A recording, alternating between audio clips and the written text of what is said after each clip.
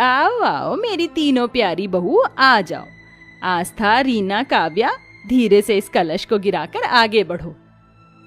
जी माँ जी। तीनों दाएं पैर से कलश गिराकर प्रवेश करती हैं। अरे माँ जी, ये पत्तों की साड़ी वाली दोनों हमारी जेठानियां हैं क्या? किसी आदिवासी से कम नहीं लग रही हैं। मुझे तो लग रहा था कि किसी जंगल से भाग कर आई हैं। और हम तो दहेज में AC, cooler, sofa set, microwave लाए हैं। ये गरीब बहू तो कुछ नहीं लाई माँ जी। लहंगा भी अच्छा है, प्योर ओरिजिनल फ्लावर से जो बना है। हाँ दीदी, वही तो, ये गरीब है ना, मेरे बेटे को अपने प्यार के जाल में फंसा लिया, इसलिए दहेज लेकर नहीं आई, वरना मैं तो निकलवा लेती। माँ, अपने समाज के लिए हमारी दोबारा शादी कर दी है तो गृह प्रवेश भी कर दीजिए। इन गरीबों का मैं गृह प्रवेश करूं? बिल्कुल नहीं। माँ जी, आशीर्वाद ही दे दीजिए। तभी वो अपनी दोनों बहू को आशीर्वाद देकर अपनी तीनों बहुओं को लेकर चली जाती है। अगले दिन दोनों बहू जल्दी उठकर घर की सारी जिम्मेदारी संभाल लेती हैं। वहीं तीनों काली बहू घोड़े बेचकर सोती हैं और काम में मदद भी नहीं करवाती हैं। आस्था, काव्या, मैंने और रानी ने खाना बना दिया है, तुम जरा टेबल पर ये खाना लगा दो।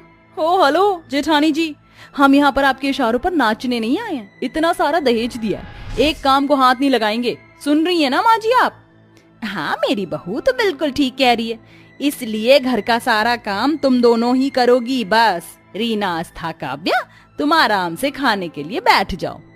फिर दोनों गरीब बहू खाना लगा देती हैं, जिसके बाद सास और तीनों बहुएं मिलकर उनके बने खाने की बुराई करके खाना बीच में छोड़कर चली जाती हैं। वक्त गुजरता है, घर का सारा काम दोनों गरीब बहुएं ही करती हैं। बार बार अंजना उन्हें गरीबी और दहेज के ताने देती है, वहीं तीनों काली बहू को अपने सर पर चढ़ा कर रखती है, घर का कोई काम नहीं करने देती है। ऐसे ही एक दिन, अरे रानी दीदी, ये आप कैसा पोछा लगा रही हैं? इतना गंदा, दोबारा से साफ करिए। अगर मैं यहाँ से फिसल जाती तो आपको छोड़ती नहीं। ठीक है, अच्छा हुआ तूने कह दिया, वरना मैं इसे चमक देती। माँ जी, ये जगह साफ थी, फिर भी मैं दोबारा कर रही हूँ। आखिर आप हमारे दहेज न देने से इतना मनमुटाव मन में लेकर क्यों बैठी हैं? क्यों आप हमें अभी तक नहीं अपना पा रही हैं? जो करना है कर लो, मैं तुम्हारे साथ ऐसा ही व्यवहार रखूंगी। अपनी बहू को सुनाकर अंजना फिर चली जाती है। एक शाम सभी को पड़ोसन की पार्टी में जाना था। फिर तीनों बहू बहुत ज्यादा मेकअप करके तैयार हो जाती हैं।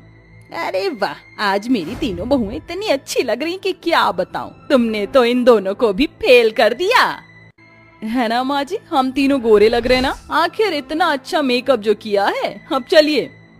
हम भी तैयार हो गए माँ जी। चलो, आ गई मुंह उठाकर। फिर पांचों बहू पार्टी में पहुंच जाती हैं, जहां पड़ोसन की बहू चार्ली तीनों को देखकर कहती है, अरे कुछ दिन पहले तो मैं तुम तीनों को एकदम काला कोयला देखा था, आज इतनी चमक कैसे रही हो? अच्छा एक्सपेंसिव मेकअप किया है, अमीर जो हो, बट मुझे देखो, नेचुरल ब्यूटी है कि लाइट मेकअप कुछ नहीं।